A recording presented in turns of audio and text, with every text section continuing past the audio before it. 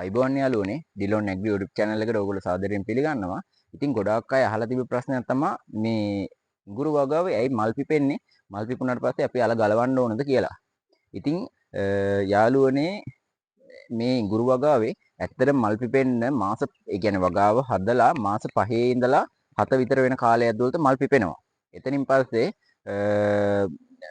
අය කිසිම වර්ධනයක් වෙන්නේ නැහැ මේ ඒ කියන්නේ අලේ මල් පිපුණාට පස්සේ හිතන්නකෝ දැන් මේ ගහ ආවට පස්සේ ඊළඟට මලක් ආවොත් අය එතනින් පස්සේ අය කවදාවත් ත්‍රිකිල්ලක් එන්නේ නැහැ.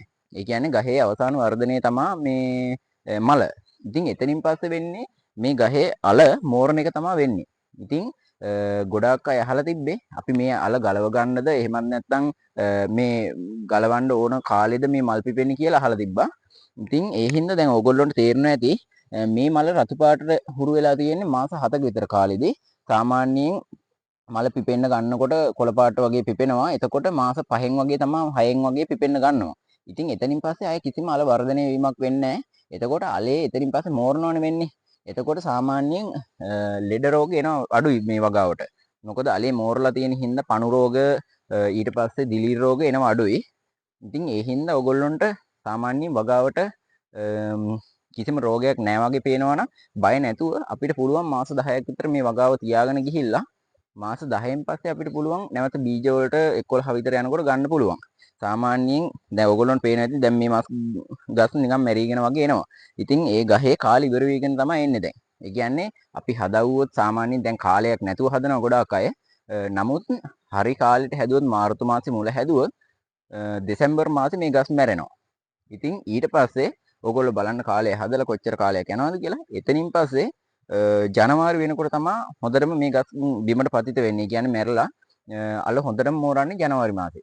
එතනින් පස්සේ තමයි බීජ වලට ගලවනවා නම් හොඳ. ඉතින් සාමාන්‍යයෙන් අලුතෙන් වගාව පටන් ගන්න කෙනෙක් නම් ඒගොල්ලෝ අතරමැද වගාව කරනවා නම් ඕගොල්ලෝ ඒ වගාව හිටවන දිනේ ලියලා තියාගන්න. දිනේ ලියලා තියාගෙන මාස 10න් තමයි මේ ගස් මැරෙන්නේ. එතනින් පස්සේ ඔයගොල්ලන්ට පුළුවන් බීජ වලට ගලවන්න. එහෙම නැත්නම් මේ මල් පිපෙන්න කලින් වුණත් අපිට මේ අස්වැන්න නෙලා ගන්න පුළුවන්. ඉතින් එතකොට අපිට අඩු මිලකට තමයි වෙළඳ පොළට අලෙවි කරන්න වෙන්නේ. සමහර විට මේ ඒ වෙලාවේ අලෙවි කරන්න ගියපුවාම අපහසු වෙන්නත් පුළුවන්. මොකද මිල අඩු හින්දා වෙළඳ පොලේ ඉල්ලුමක් නැති වෙන්නත් පුළුවන්. නමුත් මෝරවුවට පස්සේ මේ අල අපිට ගලවලා වුණත් යම්කිසි කාලයක් මාසයක් විතර කාලයක් අපිට තියාගන්න පුළුවන්. ඒ හින්දා ඕගොල්ලෝ කරන වගාවක් අනිවාර්යෙන් ලියලා තියාගන්න වගාව පටන් ගන්න දිනේ. ඊට පස්සේ මේකේ සාමාන්‍යයෙන් වගාව ගැන හොඳ අවබෝධයක් තියාගෙන පළවෙනි පාර දෙවෙනි පාර ඕගොල්ලෝ හොඳ කාලවකවානුවක හදාගන්න. දැන් සාමාන්‍යයෙන් කෙනෙකුට හිතෙන්න පුළුවන් ඇත්තට මේක ඕන කාලෙක පැලවෙනවා නම් අපිට ඕන කාලෙක හදාගන්න පුළුවන් කියලා. ඉතින් ඕගොල්ලෝ වගාව කරනවා නම් ඇත්තටම දැන් ඔයාලට පුළුවන් වතුර මල් දාගන්න මේවට. එතකොට ඇත්තටම කිසිම ගැටලුවක් වෙන්නේ මේ වගාව ඕන කාලෙක කරගන්න පුළුවන්. නමුත් අර මාර්තු මාසේ හදන්න මේකට හේතුව වෙලා තියෙන්නේ හදපු දවස්වල ඉඳලා වර්ෂාපතනේ තියෙනවා. ඊට පස්සේ හිරු එළිය ඕන කාලට එනවා. එතකොට ඒ කාලට ගහ වර්ධනය වෙනවා. ආන් ඒ වගේ කාලය කළමනාකරණය වෙන විදිහට තමයි මේ වගාව මාර්තු මාසේ පටන්ගෙන දෙසැම්බර් මාසේ වගාව මැරිලා ජනවාරි මාසේ අපිට ආයෙත් නැවත බීජ තත්වයට හදාගන්න පුළුවන්. ඉතින් ඒ කාලෙට පිටින් අපි හැදුවොත් අපිට ස්වාභාවික ක්‍රමයට මේවට අවශ්‍ය සාධක දෙන්නේ නැතුව අපි මගින් මේවට අවශ්‍ය සාධක හදා ගන්න ඕන. එතකොට රෝග එනවා වැඩි. ඉතින් වගාව කරගෙන යන්න පුළුවන්. හොඳ ආදායමක් ගන්නත් පුළුවන්. ඉතින් ඒ හින්දා ඕගොල්ලෝ වගාවක් කරනවා නම් ඇත්තටම කිව්වොත් පොඩි අත්දැකීමක් අරගෙන එහෙමත් නැත්නම් මේ වීඩියෝ බලලා ඔයාලා මේ වගාව කරන්න. රෝගයක් ආවොත් ඒ රෝගයේ මැසේජ් එකක් දාන්න. ඉතින් මම ඕගොල්ලොන්ට අවශ්‍ය මොනවා හරි බෙහෙතක් තියෙනවා නම් මමත් ඒකට කමෙන්ට් කරන්නම්. ඊට අමතරව තවත් ඕගොල්ලෝ දන්න කට්ටිය ඉන්නවා නම් ඒ රෝගයට අවශ්‍ය බෙහෙත ඕගොල්ලොත් කමෙන්ට් කරන්න. කාට හරි උදව්වක් වෙන්න. ඉතින් මගේ වීඩියෝ බැලුවට ඕගොල්ලොන්ට ස්තුතියි.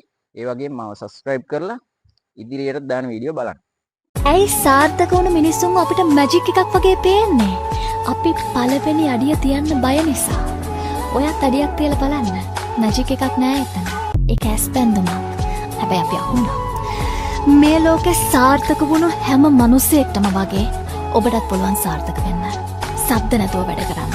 පොඩි පොඩි කාසි තමයි සද්ද දාන්නේ. ලොකු නෝට්ටු නිශ්ශබ්දයි. ඇයි බැලුම් බෝල සද්දෙට පිපිරෙන්නේ? ඇතුලේ හිස් නිසා. හිස් කෙනෙක් වෙන්න එපා.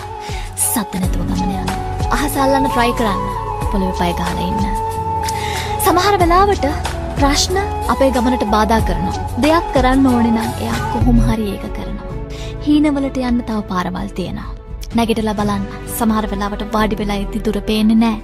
වැරදුනොත් වැරදුනාවේ. වැරදුනොත් වැරදුනාවේ. වැරදුනොත් ඒකෙන් ඉගෙන ගන්න. හරි ගියොත් සමරන්න. වැරදෙන්න පුළුවන් නම්, පෙරදෙන්න පුළුවන් නම් ඇයි හරියන්න බැරි කියලා හිතාගෙන